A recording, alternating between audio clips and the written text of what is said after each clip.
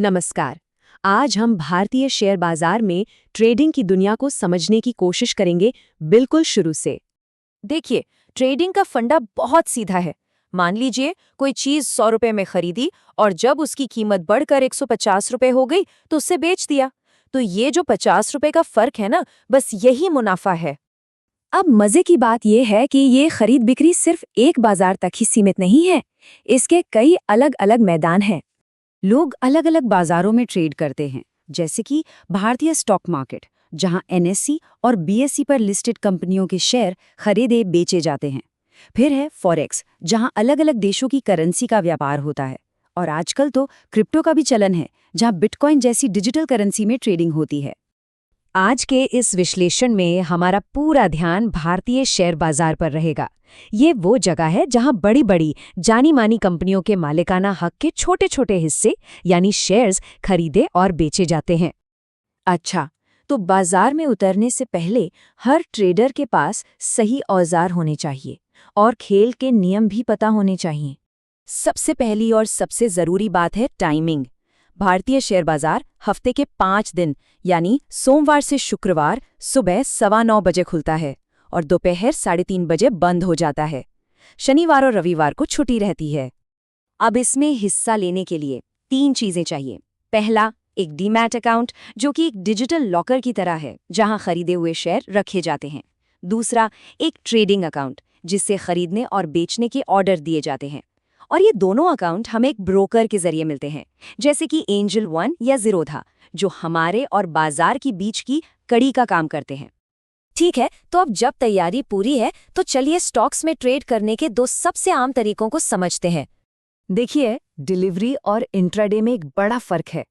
Delivery का मतलब है कि शेयर खरीदकर उसे लंबे समय यानी 1 दिन से ज्यादा के लिए अपने पास रखना। ये एक तरह का निवेश है। वहीं इंट्राडे का मतलब है एक ही दिन में खरीदना और उसी दिन बाजार बंद होने से पहले बेच देना। इसका मकसद सिर्फ दिन भर के उतार चढ़ाव से फायदा कमाना होता है।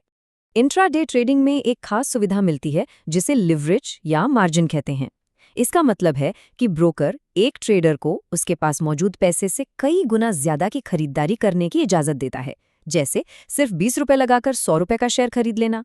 लेकिन याद रहे, इससे मुनाफा तो कई गुना हो सकता है, पर नुकसान का खतरा भी उतना ही बढ़ जाता है।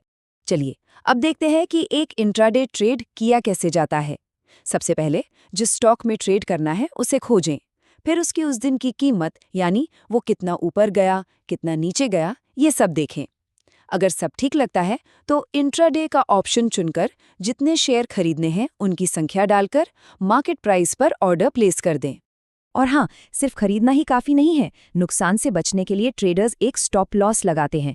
ये एक तरह का ऑटोमेटिक ऑर्डर है कि अगर कीमत एक हद से ज्यादा नीचे गिरे तो शेयर अपने आप बिक जाए। और मुनाफे को पक्का करने के लिए एक टारगेट सेट किया जाता है, ताकि कीमत वहां तक पहुंचते ही शेयर बिक जाए और मुनाफा हाथ से ना निकले। एक और बात जो ध्यान में रखनी है वो है ब्रोकरेज। ब्रोकर हर खरीद बिक्री के लिए एक छोटा सा शुल्क लेता है, जो आमतौर पर हर ऑर्डर के लिए लगभग 20 रुपए होता है। तो असल मुनाफा तभी होगा जब कमाई इस ब्रोकरेज से ज्यादा हो। तो जब स्टॉक्स खरीदने बेचने की ये बुनियादी बातें समझ आ जाती हैं, तब अक्सर एक और शब्द सुनने को मिलता है जो थोड़ा जटिल है, ऑप्शंस ट्रेडिंग। लेकिन इसमें आगे बढ़ने से पहले एक बहुत जरूरी चेतावनी। जैसा कि स्रोत सामग्री में भी कहा गया है, ऑप्शन ट्रेडिंग में जोखिम बहुत ज्यादा होता है और इसे बिना अच्छी तरह सीखे और समझे कभी नहीं करना चाहिए। ऑप्शंस में पूरा शेयर नहीं खरीदा जाता, बल्कि एक छोटी सी रकम दी जाती है, जिसे प्रीमियम कहते हैं। ये प्रीमियम एक तरह का हक खरीदना है, जिससे बाजार की चाल पर दांव लगाया जा सकता है बिना पूरा पैसा लगाए। यही बात ऑप्शंस को दिलचस्प बनाती है। अगर लगता है कि बाजार ऊपर जाएगा तो कॉल ऑप्शन खरीदकर मुनाफा कमाया जा सकता है, और अगर लगता है कि बाजार नीचे गिरेगा तो पुट ऑप्शन खरीदकर भी मुनाफा कमाया जा सकता है। यानी बाजार की दोनों दिशाओं में कमाई का मौका होता है। अब सबसे बड़ा सवाल ये उठता है कि ट्रेडर्स को ये पता कैसे चलता है कि बाजार ऊपर जाएगा या नीचे। इसके लिए वो चार्ट्स में कुछ खास संकेतों को ढूंढते हैं। सबसे पहला और सबसे बुनियादी संकेत है चार्ट पर दिखने वाली कैंडल का रंग। अगर कैंडल हरी है तो इसका मतलब है कि उस दौरान कीमत बढ़ी है, जिसे बुलिश कहते हैं, और अगर कैंडल लाल है तो मतलब है कि कीमत गिरी है, जिसे बेरिश कहा जाता है। ट्रेडर्स चार्ट पर कुछ खास लेवल्स भी देखते हैं जिन्हें सपोर्ट और रेजिस्टेंस कहते हैं। सपोर्ट को एक मजबूत फर्श की तरह समझिए जो कीमत को और नीचे गिरने से रोकता है, और रेजिस्टेंस एक छत की तरह है जो कीमत को ऊपर जाने से रोकती है। अक्सर इन्हीं लेवल से बाजार अपनी दिशा बदलता है। वैसे तो बाजार की चाल का विश्लेषण करने के लिए आरएसआई और मूविंग एवरेज जैसे कई एडवांस टूल्स भी हैं, लेकिन शुरुआत करने के लिए दिशा की ये बुनियादी समझ होना ही पहला और सबसे ज़रूरी कदम है। तो आज के इस विश्लेषण में हमने अकाउंट खोलने से लेकर स्टॉक्स और ऑप्शंस की बुनियादी बातों तक ट्रेडिंग की पहली सीढ़ी को समझा है। अब जब ये नींव रख दी गई है तो सवाल ये है कि इस जानकारी का इस्तेमाल बाजार को सिर्फ देखने के लिए किया जाएगा या उसे और गहराई से समझने की कोशिश करने के लिए। यहाँ से आगे का सफ़र पूरी जिम्मेदारी के साथ सीखने और समझने का है।